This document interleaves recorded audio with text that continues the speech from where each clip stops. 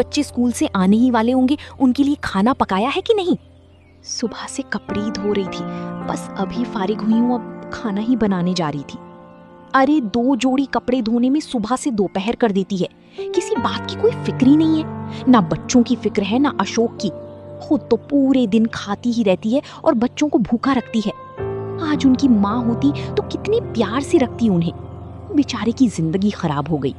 पहले पैसे मेरे हाथ में रहते थे तो बच्चों को थोड़ी बहुत पैसे दे दिया करती थी, लेकिन जब से अशोक ने पैसे तुझे देना शुरू किए हैं तब से तूने बच्चों को 1 रुपए भी नहीं दिए हैं।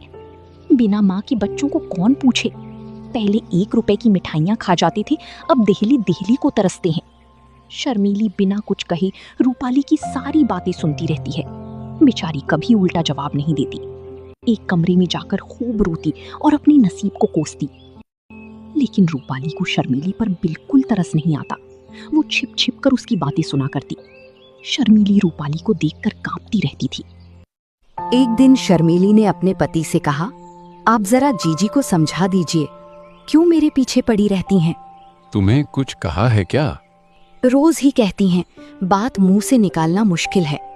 अगर उन्हें इस बात की जलन हो कि ये मालकिन क्यों नहीं बनी है, तो आप उन्हीं को रुपए पैसे दीजिए, मुझे नहीं चाहिए। यही मालकिन बनी रहे। मैं तो केवल इतना ही चाहती हूँ कि कोई मुझे ताने न दिया करे। ये कहते कहते शर्मीली की आंखों से आंसू बहने लगे। अशोक को अपना प्रेम दिखाने का ये बहुत ही अच्छा मौका मिला। मैं आज ही उनकी खबर लूंगा, साफ कह दूंगा, मुंह बंद करके रहना है तो रहो, नहीं तो अपनी रह लो। इस घर की मालकिन वो नहीं है, तुम हो। वो केवल तुम्हारी सहायता के लिए। अगर सहायता करने के बदले तुम्हें परेशान करती है तो उनके यहां रहने की कोई जरूरत नहीं है।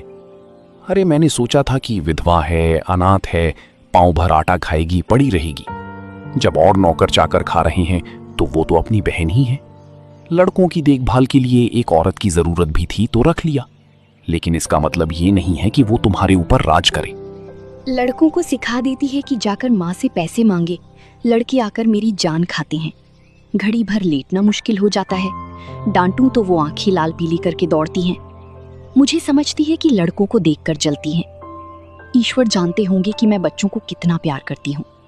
आखिर मेरे ही तो बच्चे हैं, मुझे उनसे जलन क्यों होने लगी? तुम्हें जो लड़का परेशान करे उसे पीट दिया करो। मैं भी देखता हूँ कि कौन आंखें लाल पीली करता है। अशोक को तो मैं बोर्डिंग हाउस में भेज दूंगा, बाकी सुमित को आज ही ठीक किए देता हूँ। अशोक ने रूपाली को बुलाया और उससे कहा, तुम्हें इस घर में रहना है या नहीं? अगर रहना है तो शांत होकर रहो, ये नहीं कि दूसरों का रहना मुश्किल कर दो। तुम्हें किसी चीज की कोई कमी है तो मुझे बताओ, शर्मीली को उल्टा सीधा क्यों सुनाती हो? रूपाली समझ गई कि बहू ने सारी बात अशोक को बता दी है, लेकिन रूपाली दबने वाली औरत नहीं थी। वो बोली, अरे क्या हुआ जो तुम इतने आपे से बाहर हो रही हो? निकल गई सारी बुद्धिमानी? कल की लौंडिया चोटी पकड़कर नचाने लगी। कुछ पूछना ना ताछना, बस उसने तार खींचा और तुम काट के सिपाही की तरह तलवार निकाल कर खड़ी हो गई। तुम हमेशा शर्मीली को परेशान करती रहती हो, उसमें कमियां निकालती रहती हो, बात बात पर ताने देती हो। अगर कुछ सीख देनी है तो उसे प्यार से मीठे शब्दों में देनी चाहिए। तानों से सीख मिलने के बदले उल्टा और जी जलने लगता है इंसान का। तुम्हारी यही मर्जी है ना, किसी बात में ना बोलूं, यही सही। लेकिन फिर ये ना कहना कि तुम घर में बैठी थी, क्यों नहीं सलाह दी? जब मेरी बातें जहर लगती हैं तो मुझे क्या कुत्ती नहीं काट